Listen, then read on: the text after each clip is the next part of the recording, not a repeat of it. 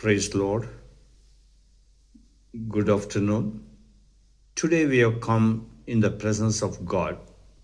Today the word says, "Open my eyes so that I may see the wonderful truths in your law."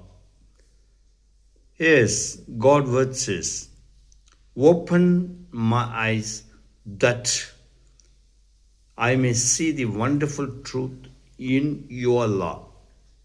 So that means every day we have to read the Bible, you have to meditate the Word of God, and the truth comes alive. Truth is nothing but Jesus Christ. If you know Jesus, everything will come alive. Are you suffering? And God says, "I've sent my begotten Son. Through him there is salvation.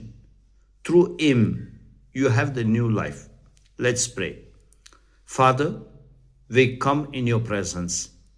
Bless this day, Lord. Use us mightily for your kingdom. Lord, touch everyone who are watching. Let them see the mighty hand of God upon them. Bless their family.